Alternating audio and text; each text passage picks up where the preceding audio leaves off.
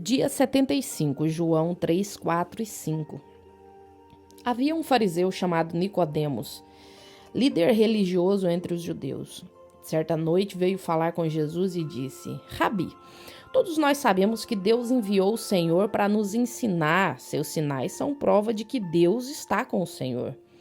Jesus respondeu: Eu lhe digo a verdade, quem não nascer de novo não verá o reino de Deus. Como pode um homem velho nascer de novo? Perguntou Nicodemos. Acaso ele pode entrar ao ventre de sua mãe e nascer uma segunda vez? Jesus respondeu: Eu lhe digo a verdade, ninguém pode entrar no reino de Deus sem nascer da água e do Espírito. Os seres humanos podem gerar apenas vida humana, mas o Espírito dá à luz vida espiritual. Portanto, não se surpreenda quando eu digo: é necessário nascer de novo. O vento sopra onde quer. Assim como você ouve o vento, mas não é capaz de dizer de onde ele vem nem para onde vai. Também é incapaz de explicar como as pessoas nascem do Espírito. Como pode ser isso? Jesus respondeu: Você é um mestre respeitado em Israel e não entende essas coisas? Eu digo a verdade, falamos daquilo que sabemos e vimos. No entanto, vocês não creem em nosso testemunho. Se vocês não creem em mim quando falo de coisas terrenas, como crerão se eu falar de coisas celestiais? Ninguém jamais subiu ao céu, exceto aquele que de lá desceu, o Filho do Homem. E, como Moisés no deserto levantou a serpente de bronze numa estaca, também é necessário que o Filho do Homem seja levantado, para que todos o que nele crer tenha a vida eterna. Porque Deus amou tanto o mundo, que deu o seu Filho único, para que todo o que nele crer não pereça, mas tenha a vida eterna. Deus enviou o seu Filho ao mundo não para condenar o mundo, mas para salvá-lo por meio dele. Não há condenação alguma para quem crê nele, mas quem não crê nele já está condenado por não crer no Filho único de Deus. E a condenação se baseia nisto.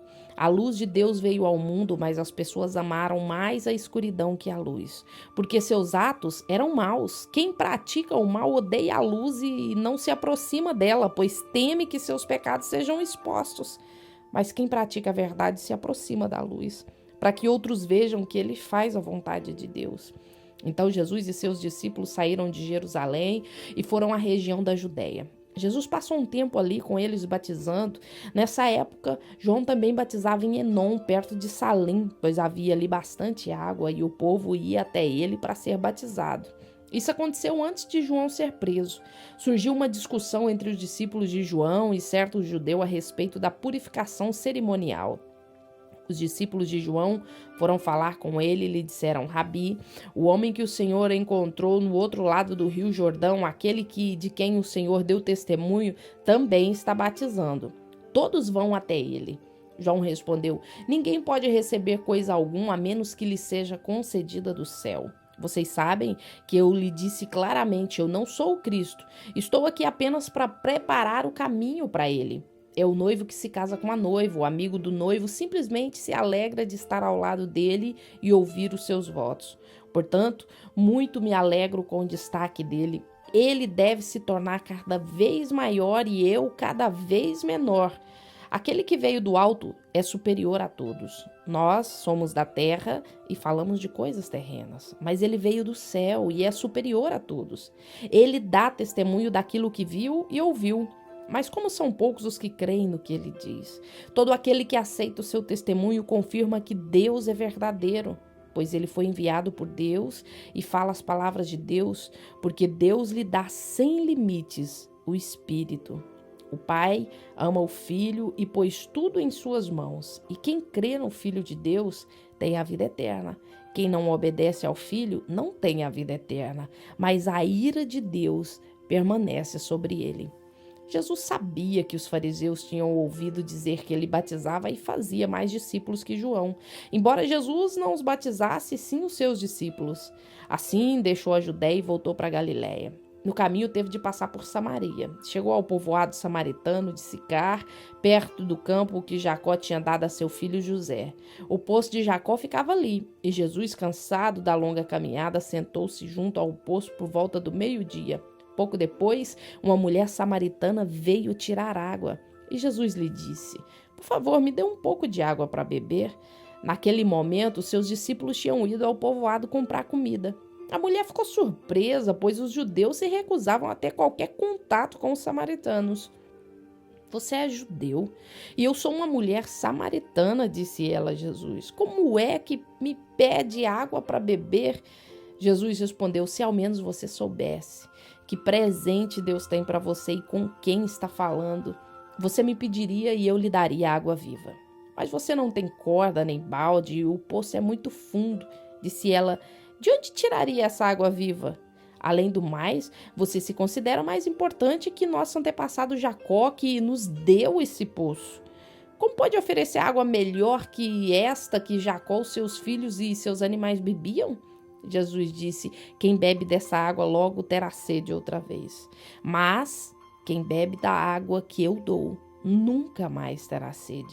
Ela se torna uma fonte que brota dentro dele e lhe dá a vida eterna. Por favor, Senhor, me dê dessa água, disse a mulher. Assim, eu nunca mais terei sede nem precisarei vir aqui para tirar água. Vá buscar o seu marido, disse Jesus. Eu não tenho marido, respondeu ela. É verdade, você não tem marido, disse Jesus. Teve 5 e não é casada com o homem com o que vive agora. Certamente você disse a verdade. O senhor deve ser um profeta, falou a mulher. Então diga-me, por que os judeus insistem que Jerusalém é o único lugar de adoração, enquanto nós, os samaritanos, afirmamos que é aqui, no Monte Gerizim, onde os nossos antepassados adoraram? Jesus disse: creia em mim, mulher. Está chegando a hora em que já não importa se você adora o Pai no monte ou em Jerusalém. Vocês, samaritanos, sabem muito pouco a respeito daquele a quem adoram. Nós adoramos com conhecimento, pois a salvação vem por meio dos judeus.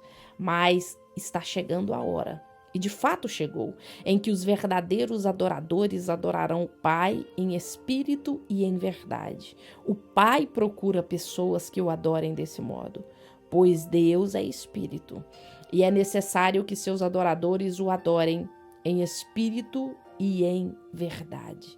A mulher disse: eu sei que o Messias, aquele que é chamado Cristo, virá. Quando vier, ele nos explicará tudo. Então Jesus disse: sou eu, o que fala com você. Naquele momento, os seus discípulos voltaram, ficaram surpresos de encontrá-lo com uma mulher, mas nenhum deles se atreveu a perguntar: o que o senhor quer? Ou por que conversa com ela? A mulher deixou a sua vasilha de água junto ao poço e correu de volta para o povoado, dizendo a todos: venham, vê esse homem que me disse tudo o que eu fiz na vida. Será que ele não é o Cristo? Então as pessoas saíram do povoado para vê-lo. Enquanto isso, os discípulos insistiam com Jesus: Rabi, coma alguma coisa. Ele, porém, respondeu: eu tenho um tipo de alimento que vocês não conhecem. Os discípulos perguntaram: será que alguém trouxe comida? Então Jesus explicou: o meu alimento consiste em fazer a vontade daquele que me enviou e em terminar a sua obra. Vocês não costumavam dizer: ainda faltam 4 meses para a colheita? Eu digo: despertem e olhem em volta. Os campos estão maduros para a colheita. Os que colhem já recebem salário e os frutos que ajuntam são as pessoas que passam a ter a vida eterna. Que alegria espera tanto o que semeia como o que colhe. Vocês conhecem o ditado: um semeia e o outro colhe, e é verdade. Eu envio vocês para colher onde não semearam. Outros realizaram um trabalho e agora vocês ajuntarão a colheita. Muitos samaritanos do povoado creram em Jesus por causa daquilo que a mulher relatou. Ela me disse tudo o que eu já fiz. Quando saíram para vê-lo, insistiram que ficasse no povoado. Jesus permaneceu ali 2 dias e muitos outros ouviram sua palavra e creram. Então disseram à mulher: agora cremos, não apenas por causa do que você nos contou, mas porque nós mesmos o ouvimos. Agora sabemos que ele é de fato o Salvador do mundo. Depois daqueles dias, Jesus partiu para Galiléia. Ele mesmo tinha dito que um profeta não é honrado em sua terra. Mas uma vez que os galileus haviam estado em Jerusalém para a festa da Páscoa e visto tudo o que Jesus fizera, eles os receberam. Enquanto Jesus viajava pela Galiléia, chegou a Caná, onde tinha transformado água em vinho. Perto dali, em Cafarnaum, havia um local do governo cujo filho estava muito doente. Quando soube que Jesus viera da Judéia para Galiléia, foi até ele e suplicou que fosse a Cafarnaum para curar o seu filho que estava à beira da morte. Jesus exclamou: jamais crerão, a menos que vejam sinais e maravilhas. O oficial implorou: Senhor, por favor, venha antes que o meu filho morra. Volte, disse Jesus, o seu filho viverá. O homem creu nas palavras de Jesus e partiu para casa. Enquanto estava a caminho, alguns dos seus servos vieram a seu encontro com a notícia de que o filho estava vivo e bem. Ele perguntou quando o menino havia começado a melhorar e eles responderam: ontem à tarde. A 1 hora a febre subitamente desapareceu. Então o pai percebeu que havia sido naquele exato momento que Jesus tinha dito: o seu filho viverá. E o oficial e todos da sua casa creram em Jesus. Esse foi o segundo sinal que Jesus realizou na Galiléia depois que veio da Judéia. Depois disso, Jesus voltou a Jerusalém para uma das festas religiosas dos judeus. Dentro da cidade, junto à Porta das Ovelhas, ficava o tanque de Betseba, com 5 pátios cobertos. Ficavam ali cegos, mancos, paralíticos, uma multidão de enfermos, esperando um movimento da água, pois o anjo do Senhor descia de vez em quando e agitava. O primeiro que entrava no tanque após a água ser agitada era curado de qualquer enfermidade que tivesse. Um dos homens ali estava doente havia 38 anos. Quando Jesus o viu e soube que estava enfermo por tanto tempo, perguntou: você gostaria de ser curado? O homem respondeu: eu não consigo, Senhor, pois eu não tenho quem me coloque no tanque quando a água se agita. Alguém sempre chega antes de mim. Jesus disse: levante-se, pegue a sua maca e ande. No mesmo instante, o homem ficou curado. Ele pegou a sua maca e começou a andar. Uma vez que esse milagre aconteceu no sábado, os líderes judeus disseram ao homem que tinha sido curado: hoje é sábado, a lei não permite que você carregue essa maca. Ele respondeu: o homem que me curou disse: pegue a sua maca e ande. Quem foi que disse essa coisa? O homem não sabia, pois Jesus havia desaparecido no meio da multidão. Mais tarde, Jesus o encontrou no templo e disse: agora você está curado, deixe de pecar, para que nada pior lhe aconteça. O homem foi até os líderes judeus e lhe disse que tinha sido Jesus que o havia curado. Então os líderes judeus começaram a perseguir Jesus por não respeitar as regras do sábado. Jesus, porém, disse: meu pai sempre trabalha, e eu também. Assim, os líderes judeus se empenharam ainda mais em encontrar um modo de matá-lo, pois ele não apenas violava o sábado, mas afirmava que Deus era seu pai e, portanto, se igualava a Deus. Jesus respondeu: eu digo a verdade. O filho não pode fazer coisa alguma por sua própria conta. Ele faz apenas o que vê o pai fazer. Aquilo que o pai faz, o filho também faz, pois o pai ama o filho e lhe mostra tudo o que faz. Na verdade, o pai lhe mostrará obras ainda maiores que estas para que vocês fiquem admirados. Pois assim como o pai dá vida àqueles que ele ressuscita dos mortos, também o filho dá vida a quem ele quer. Além disso, o pai não julga ninguém, mas deu ao filho autoridade absoluta para julgar, para que todos honrem o filho como honra o pai. Quem não honra o filho, certamente não honra o pai que enviou. Eu digo a verdade: quem ouve minha mensagem e crê naquele que me enviou, tem a vida eterna. Jamais será condenado, mas já passou da morte para a vida. E eu lhe asseguro que está chegando a hora, e de fato já chegou, em que os mortos ouvirão minha voz, a voz do Filho de Deus, e aqueles que a ouvirem viverão. O Pai tem a vida em si mesmo, e concedeu a seu Filho o igual poder de dar vida, e lhe deu a autoridade para julgar todos, porque ele é o Filho do homem. Não fiquem surpresos. Na verdade, vem um tempo em que todos os mortos ouvirão em seus túmulos a voz do Filho de Deus e ressuscitarão. Aqueles que fizeram o bem ressuscitarão para ter vida eterna. Aqueles que continuaram a fazer o mal ressuscitarão para ser julgados. Não posso fazer coisa alguma por minha conta. Julgo conforme aquilo que Deus me diz. Logo, meu julgamento é justo, pois não faço minha própria vontade, mas a vontade do Pai que me enviou. Se eu testemunhasse a respeito de mim mesmo, o meu testemunho não seria válido. Mas há outro que também testemunha sobre mim, E eu lhes asseguro que tudo o que ele diz a meu respeito é verdadeiro.